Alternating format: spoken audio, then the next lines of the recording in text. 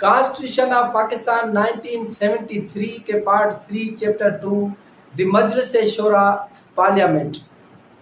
इस लेक्चर में हम समझेंगे पार्लियामेंट क्या है, नेशनल असेंबली की कंपोजिशन, ड्यूरेशन एंड मीटिंग्स के बारे में हम समझेंगे। ये इंतहाई अहम लेक्चर है कि कंपोजिशन कैसे होगी, ड्यूरेशन कितनी है नेशनल असेंबली की, और मीटिंग्स कैसे होगी और डिसॉल्व कैसे होगी। ये शुरू से लेकर आखिर तक इस लेक्चर में हम नेशनल असेंबली के बारे में समझेंगे। पार्लियामेंट क्या है, प्रेसिडेंट, नेशनल असेंबली, सेनेट, जब इन तीनों को हम मिलाएंगे तो वो बन जाएगी पार्लियामेंट, मजलिस शूरा। नेशनल असेंबली यानी लोअर हाउस, सेनेट यानी अपर हाउस। तो लोअर, अपर हाउस और प्रेसिडेंट तीनों जब मिलेंगे तो उसको हम कहेंगे पार्लियामेंट। किसी भी एक हाउस को हम पार्लियामेंट नहीं कह सकते क्योंकि ये कलेक्टिव लफ्ज है, ये तीनों का एक मुरक्कब है। आर्टिकल 50 से लेकर 58 तक हम समझेंगे कि नेशनल असेंबली क्या है, उसकी कंपोजिशन, ड्यूरेशन और जो उसकी मीटिंग्स कैसे होगी। आइए समझते हैं हम आर्टिकल 50 हमें क्या बताता है। आर्टिकल 50 हमें मजलिस शूरा का कंपोजिशन बताता है, यानी आप ऐसे समझे कि ये है president plus national assembly plus senate. जब हम तीनों को मिलाएंगे तो ये बन जाएगी पार्लियामेंट। ये क्या बन जाएगी? पार्लियामेंट, यानी मजलिस शूरा। मजलिस शूरा, ये मजलिस शूरा एक अरेबिक वर्ड है लेकिन इस्तेमाल किया गया है। तो आर्टिकल 50 हमें क्या बताता है? पार्लियामेंट की डेफिनेशन बताता है। There shall be a parliament of Pakistan which consist president and 2 houses, national assembly and senate. तो क्या होगा? पाकिस्तान का आइन क्या बताता है कि एक पार्लियामेंट होगी, पार्लियामेंट में प्रेसिडेंट, सेनेट और नेशनल असेंबली होगी। ये था हमारा आर्टिकल 50। आइए हम 51 की तरफ चलते हैं, national assembly.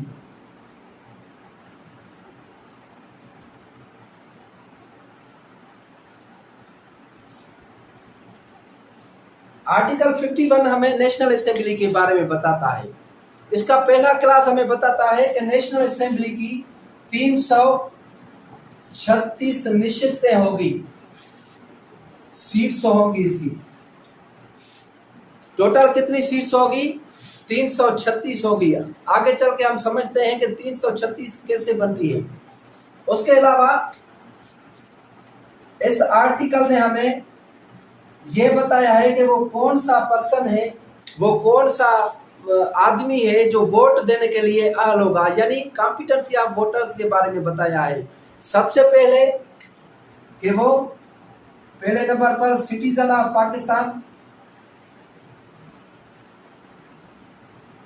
Citizen of Pakistan हो। दूसरे नंबर पर not less than 18 years,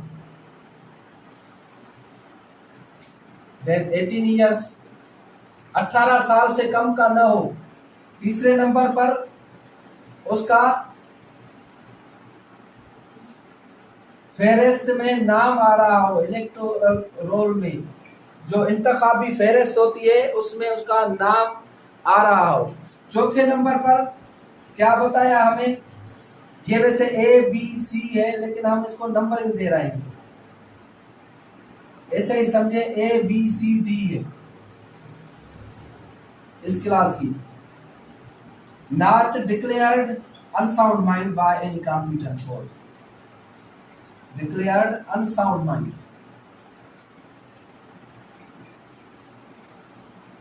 by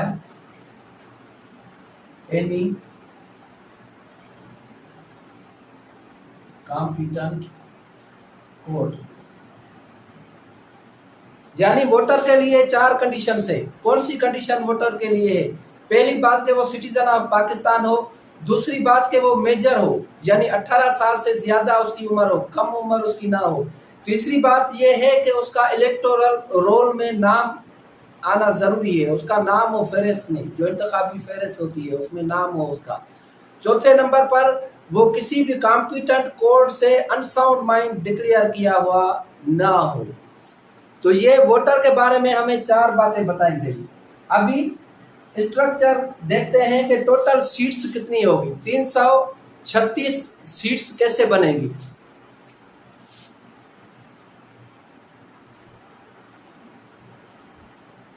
ये हो गई जनरल सीट्स,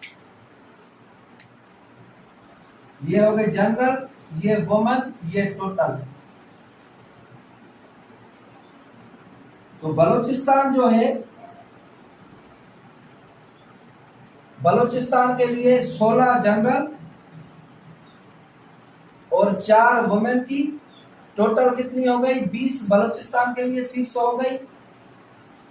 केपीके के लिए कितनी? केपी के 45 जनरल, 10 वुमेन, तो ये कितनी सीट्स हो गई? 55 हो गई। पंजाब के लिए कितनी? पंजाब के लिए 141 जनरल, 32 वुमेन, ये हो गई 173। सिंध के लिए 61 जनरल, 14 वुमेन और 75 जो है ये टोटल हो गई। और फेडरल कैपिटल के लिए कितनी? फेडरल कैपिटल के लिए 3 सीटें हैं। फेडरल कैपिटल के लिए वुमेन की नहीं है, सिर्फ 3 सीटें हैं। तो ये टोटल कितनी हो गई? टोटल 326 हो गई। आप सोच रहे होंगे कि ये सर ने कैलकुलेशन की है 326 की, तो 336 सीटें कैसे हुई? ओ भाई ठहरे, इसका क्लास हमें दूसरा बताता है कि 10 सीट्स फॉर नॉन मुस्लिम, ये मखसूस सीटें हैं। तो अभी हमने क्या समझा कि 326 सीटें और 10 सीटें नॉन मुस्लिम्स के लिए हैं, तो टोटल कितनी सीटें हो गई? 336 सीटें हो गई। नेशनल असेंबली की कितनी? 336। पहले 342 थे सीट्स थी, क्योंकि उसी टाइम जो है वो फाटा केपीके का पार्ट नहीं था। तो जब फाटा केपीके का पार्ट बना तो सीट्स कम हो गई। ये सीट्स कैसे बनती है? ये पॉपुलेशन के हिसाब से बनती है, पॉपुलेशन के हिसाब से।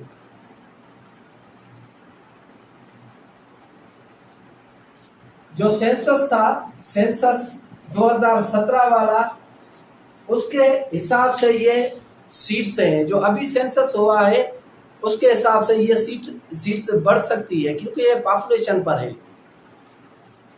ये आर्टिकल और हमें क्या बताता है कि ये जो भी इलेक्शंस होंगे वो डायरेक्ट इलेक्शन होंगे। हर कॉन्स्टिट्यूएंसी से एक जो है मेंबर वो इलेक्ट होगा, और जो वुमेन सीट्स वो भी कॉन्स्टिट्यूएंसीज पर मबनी होगी। लेकिन जो नॉन मुस्लिम है वो पूरे पाकिस्तान में 10 होंगे, उनके लिए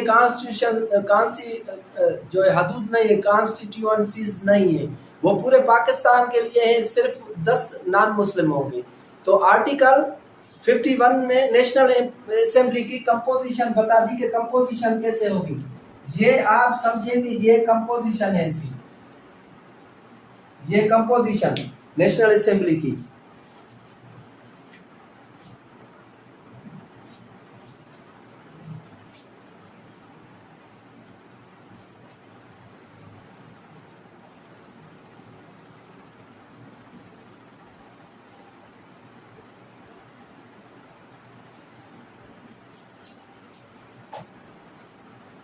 तो हमने क्या समझा कि सिंगल मेंबर होगा, फ्री वोट होगा और डायरेक्ट वोट होगा। कैसा वोट होगा? Free and direct. Direct vote होगा। जो रिजर्व सीट्स है उनके लिए क्या है, प्रोपोर्शनल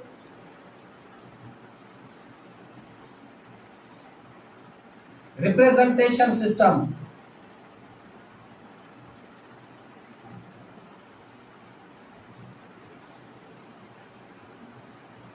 यानी जिस पार्टी के, ये पॉलिटिकल पार्टी से डील करता है, जिस पार्टी की मेजॉरिटी होगी, जाहिर बात है जो है मखसूस सीटें भी उसकी ज़्यादा होगी।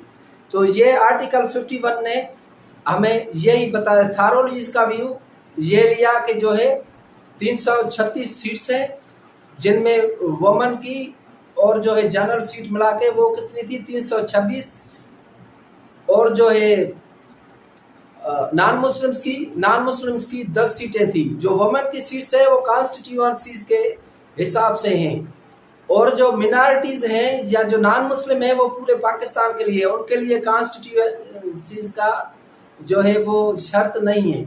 वो हमने पढ़ा कि जो है बलूचिस्तान में वुमेन सीट्स कितनी है, सिंध में कितनी है, पंजाब में कितनी है, केपीके में वुमेन की सीट्स कितनी है। तो ये हो गया कॉन्स्टिट्यूएंसीज के हिसाब से, तो नॉन मुस्लिम को उधर ऐड नहीं किया। इसलिए हम समझ गए कि भाई जो 10 सीट्स नॉन मुस्लिम्स के लिए है वो पूरे पाकिस्तान के लिए है। आइए हम आगे चलते हैं। ड्यूरेशन ऑफ असेंबली, ये आर्टिकल है 52, duration of assembly. Assembly means national assembly. National assembly की ड्यूरेशन कितनी है, अनलेस वो डिसॉल्व ना हो जाए, अनलेस डिसॉल्व ना हो जाए,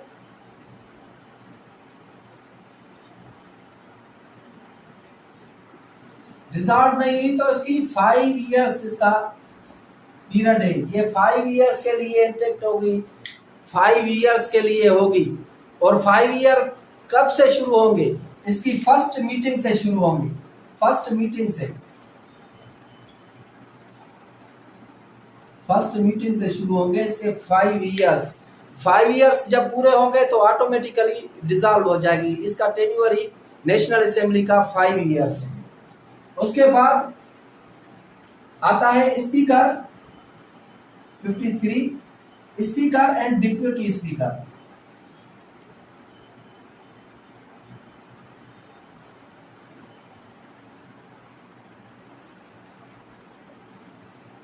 (53) ने हमें क्या बताया, स्पीकर और डिप्यूटी स्पीकर के बारे में बताया। स्पीकर और डिप्यूटी स्पीकर कौन होते हैं, वो उनमें से ही होते हैं जो नेशनल असेंबली के मेंबरान इलेक्ट होकर आते हैं। ये उनमें से ही होते हैं। ये भी क्या होते हैं, इलेक्टेड होते हैं। ये लफ्ज नहीं लिखा हुआ लेकिन आप समझे इसको कि ये इलेक्टेड होते हैं। जैसे प्रेसिडेंट वाले लेक्चर में हमने पढ़ा कि वो इलेक्टेड नहीं होगा, ये इलेक्टेड है और उन्हीं मेंबरान के बीच में है। तो ये कौन बनेंगे, उन्हीं मेंबरान के बीच में से जिसको अक्सरियत हासिल होगी। जाहिर बात है जिसको अक्सरियत हासिल होगी नेशनल असेंबली में, उसी का ही स्पीकर बनेगा और उसी का ही डिप्यूटी स्पीकर बनेगा। तो अक्सरियत का मेजॉरिटी जिसे वोट करेगी वो स्पीकर और डिप्यूटी स्पीकर बनेगा। ये ओथ किन के सामने, ये असेंबली के सामने ओथ लेंगे। ओथ इन assembly, assembly means national assembly की बात कर रहे हैं हम। नेशनल असेंबली के सामने स्पीकर और डिप्टी स्पीकर का ओथ होगा, उनसे हलफ लिया जाएगा। हलफ आप सबको पता है कि हलफ का फॉर्म जो है वो 3रे शेड्यूल में है, 3rd शेड्यूल में हलफ का फॉर्म है। उसके मुताबिक ये इकरार करेगा, ये हलफ उठाएगा नेशनल असेंबली में। तो अभी इसकी अगर ये नहीं होगा, फॉर एग्जांपल अगर स्पीकर नहीं है, मुल्क से बाहर है या अनेबल टू परफॉर्म है, तो डिप्यूटी स्पीकर परफॉर्म करेगा उसकी जगह पर। और अगर डिप्यूटी जो है स्पीकर वो भी परफॉर्म नहीं कर सकता तो फिर वही तरीका है जो है असेंबली का, वही उनमें से किसी दूसरे को जो है बिठाएंगे, वो प्रिजाइड करेगा असेंबली को। ये बात समझने की है। अच्छा, स्पीकर रिजाइन किसको पेश करेगा, स्पीकर एड्रेस टू प्रेसिडेंट, ये प्रेसिडेंट को लिखेगा टू रिजाइन, अगर रिजाइन करनी होगी तो ये प्रेसिडेंट को लिखेगा। और अगर डिप्यूटी स्पीकर रिजाइन करेगा तो वो स्पीकर को लिखेगा। इफ डिप्यूटी स्पीकर रिजाइंस, वो किसको लिखेगा? वो लिखेगा स्पीकर को। एड्रेस टू स्पीकर, वो रिजाइन अगर उसको करनी होगी तो वो किसके लिखेगा? डिप्यूटी स्पीकर, स्पीकर को लिखेगा। अच्छा, ये सीट वेकेंट किन सूरत में हो सकती है? स्पीकर की सीट वेकेंट किन सूरत में हो सकती है? सबसे पहली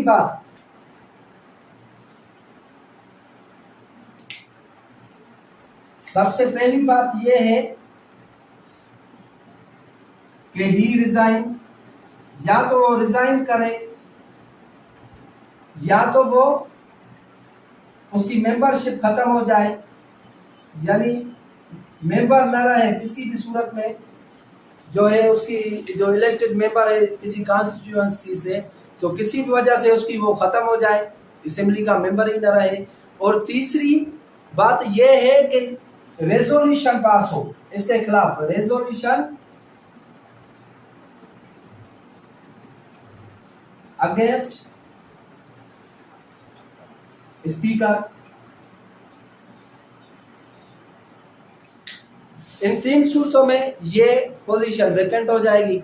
या तो वो जो है खुद रिजाइन करे, या वो जिस कॉन्स्टिट्यूएंसी से जीत कर आया है उसकी वो मेंबरशिप खत्म हो जाए, या रेजोल्यूशन लाया जाए। तो जब रेजोल्यूशन लाया जाएगा स्पीकर के खिलाफ तो speaker will not preside,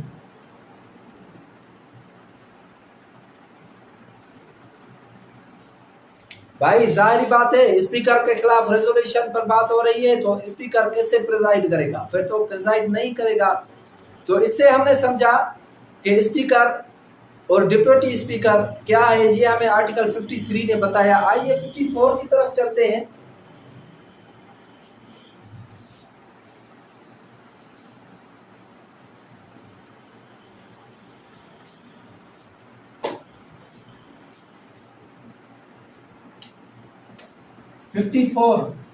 summoning, summoning यानी बुलाना, ये कोर्ट वाला समन नहीं, समनिंग एंड प्रेरोगेशन।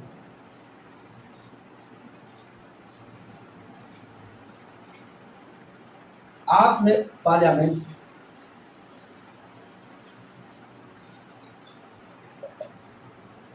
या मजलिस शूरा, आप इसको समझे मजलिस शूरा। जब पार्लियामेंट का लफ्ज इस्तेमाल होगा तो मजलिस शूरा समझा जाएगा कि पाकिस्तान के आइन के मुताबिक इसका नाम मजलिस शूरा है। तो ये प्रेसिडेंट किसी भी बिल पर बोथ हाउसेस को बुला सकता है इजलास में। इसका कॉन्सेप्ट ये है कि बुला सकता है और वो प्लेस भी सिलेक्ट करेगा कि किस प्लेस पर जो है वो इजलास होगा, और किसी इजलास को रोक भी सकता है। अगर बिल कोई पेंडिंग में है तो वो इजलास बुला भी सकता है, प्रेसिडेंट समन करेगा, बुलाएगा इजलास दोनों हाउसेस का, और प्लेस भी खुद सिलेक्ट करेगा, और किसी की कार्रवाई इजलास की चल रही है तो उसको रोक भी सकेगा। पहली बात तो इसमें ये है। दूसरी बात है कि 3 सेशंस इन ईयर,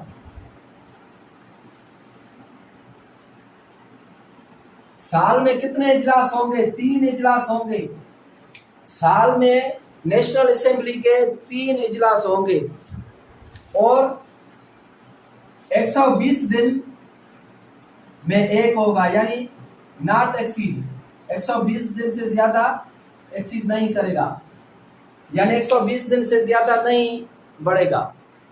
तो उसका जो इजलास होगा 120 दिन में होगा, और जो है साल में 3 मरतबा ये इजलास होगा। इसका समनिंग एंड प्रेरोगेशन ऑफ पार्लियामेंट का यही कॉन्सेप्ट है इजलास के मुतल्लिक है। तो इजलास अगर जो है स्पीकर चाहे इजलास बुला सकता है या एडजर्न कर सकता है, स्पीकर के समन और एडजर्न, और प्रेसिडेंट कैन समन और एडजर्न। तो वो इजलास बुला भी सकता है, एडजर्न भी कर सकता है, लेकिन इजलास साल में 3 होंगे। पहला इजलास वो जब फर्स्ट मीटिंग होगी तो साल में 3 होंगे। जब इजलास आएगा तो उसके इजलास की एंड की डेट इजलास की और नेक्स्ट इजलास की जो सेशन की डेट वो उसका भी तयन किया जाएगा। ये इसका कॉन्सेप्ट है आर्टिकल 54 का। Voting in assembly and quorum. 55 हमें क्या बताता है? Voting in assembly and quorum. Quorum तो आप समझते हैं ना, कोरम किसको बोलते हैं? शमूलियत, यानी कितने मेंबर है, कितने मेंबर का कोरम है। तो जाहिर बात है जब वोटिंग होगी जिसको मेजॉरिटी होगी उसी का ही बिल पास होगा। इसमें ये बात ज़हन में रखनी है कि 1/4 लाजमी होने चाहिए, 1/4 ऑफ टोटल मेंबर्स, यानी समूह मेंबर का 1/4 हिस्सा होगा। अगर 1/4 हिस्सा नहीं होगा तो फिर स्पीकर एडजर्न कर लेगा उसको कि भाई इजलास एडजर्न है, यानी कोरम 1/4 ही होगा, फिर इजलास होगा। अगर 1/4 रिक्वेजेशन भेजती है रिटर्न में स्पीकर को या प्रेसिडेंट को कि भाई इजलास तलब करो, 1/4 की सिग्नेचर है उस पर, तो वो इजलास तलब करेगा। अगर प्रेसिडेंट इजलास तलब करेगा तो एडजर्न या सस्पेंड करने का अख्तियार भी प्रेसिडेंट को होगा। अगर स्पीकर इजलास तलब करेगा तो सस्पेंड करने का या जो है एडजर्न मुलतवी करने का उसको ये हक होगा। तो ये वोटिंग का हो गया। वोटिंग कैसे जो होगी, जाहिर बात है जिसकी मेजॉरिटी होगी उसी का ही बिल पास होगा। और 1/4 जो है कोरम है, कोरम में लाजमी 1/4 होने चाहिए। अभी ये डील करता है एड्रेस। आर्टिकल हमारा 56 है, एड्रेस बाय प्रेसिडेंट।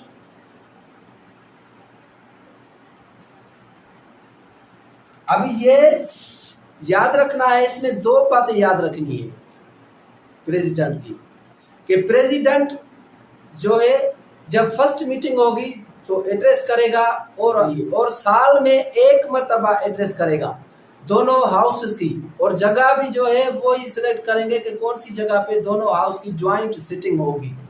तो ये हमें समझना चाहिए कि प्रेसिडेंट जो है वो फर्स्ट मीटिंग के बाद जो है वो एड्रेस करेगा नेशनल असेंबली को। उसके बाद जो साल होगा, साल में 1 मरतबा प्रेसिडेंट लाजमी एड्रेस करेगा।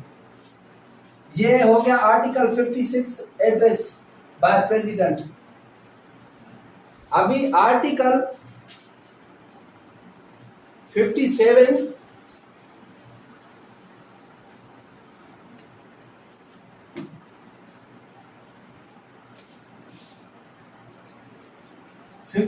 हमें क्या बताता है? Right to speak in parliament, to speak in parliament. ये राइट स्पीच नहीं है, जैसे फंडामेंटल राइट में हमने पढ़ा था राइट टू स्पीच, ये राइट टू स्पीक है। तो राइट टू स्पीक किसको है? सबसे पहले नंबर पर पीएम, फेडरल मिनिस्टर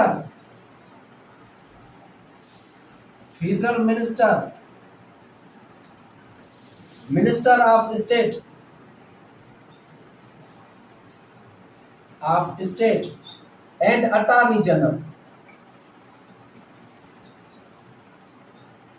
ये जो है ये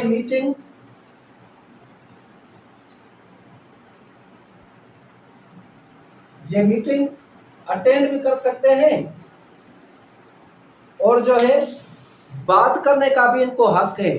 कोई भी मीटिंग हो या ज्वाइंट सिटिंग की मीटिंग हो तो ये लोग जो है ये इनको राइट टू स्पीक हासिल है कि भाई ये जो है बात कर सकते हैं। ये जो 4 पोस्टें हमने बताई, कौन सी? Prime minister, minister of state, federal minister and attorney general of Pakistan. तो इनको हक हासिल है कि नेशनल असेंबली के इजलास में या जो है किसी कमेटी का है या ज्वाइंट सिटिंग है उसमें बात कर सकते हैं, लेकिन राइट टू वोट जो है वो नहीं समझा जाए। अच्छा, उसमें एक बात हमने ये भी जो है वोटिंग में एक चीज वो भी नोट कर ले कि अगर किसी बिल पर वोटिंग हो रही है, वोटिंग ऑन बिल पर वोटिंग हो रही है, और वोटिंग जो है वो सेम पोजीशन यानी यस और नो, यानी इन फेवर और अगेंस्ट सेम, यानी फेवर में भी जो है और अगेंस्ट, ये दोनों वोटिंग बराबर हो गई बिल के। तो जो प्रिजाइडिंग ऑफिसर है ना, फिर उसको वोट का हक दिया जाएगा। प्रिजाइडिंग ऑफिसर कौन? स्पीकर को हक दिया जाएगा कि वो वोट करे, फिर उसकी मर्जी उसके हक में करे या खिलाफ करे। ये बात वोटिंग बारे में याद रखनी है। अभी हम बात करते हैं dissolution of national assembly, article 58, dissolution of national assembly. अभी ये डिसॉल्व कैसे होगी? डिसोल्यूशन का तरीका एक है कि prime minister will advise the president, PM advise president to dissolve. वो एडवाइस देगा कि आप नेशनल असेंबली को डिसॉल्व करें। तो जब वो एडवाइस देगा तो एडवाइस के 48 आवर्स में, कितने आवर्स याद रखने हैं? 48 आवर्स में वो डिसॉल्व कर देगा। लेकिन अगर प्राइम मिनिस्टर के लिए नो कॉन्फिडेंस रेजोल्यूशन मूव है तो वो एडवाइस नहीं मानी जाएगी कि भाई नो कॉन्फिडेंस जो है मूव हो चुका है, उस पर वोटिंग होनी है, तो ये प्राइम मिनिस्टर की एडवाइस पर असेंबली तहलील नहीं हो सकती, असेंबली तहलील नहीं हो सकती। जैसे इमरान खान के केस में हुआ था, उसने प्रेसिडेंट को लिखा कि असेंबली तहलील करो और नो कॉन्फिडेंट मूव आ गया। तो ये कानून का प्रोविजन है कि नो कॉन्फिडेंट मूव आ जाएगा जब, तो असेंबली चाहे प्राइम मिनिस्टर एडवाइस दे तो भी असेंबली तहलील नहीं होगी। In case of no confidence move, in case of no confidence against PM, भाई उसी के खिलाफ ही नो कॉन्फिडेंस मूव हो रहा है, तो वो उसकी एडवाइस किस काम की? अच्छा, पहली सूरत ये हो गई डिसोल्यूशन ऑफ नेशनल असेंबली को। दूसरी सूरत क्या है? दूसरी सूरत के अभी ऐसा समझे कि प्राइम मिनिस्टर के लिए वोटिंग हो चुकी है, नो कॉन्फिडेंस मूव हो चुका है, प्राइम मिनिस्टर जो है बाहर हो चुके हैं, अभी जो कैंडिडेट है उनमें से किसी को भी अक्सरियत हासिल नहीं है। No candidate get majority, no candidate get majority vote. तो भाई कोई भी कैंडिडेट मेजॉरिटी वोट नहीं ले सकता, तो उसी सूरत में भी प्रेसिडेंट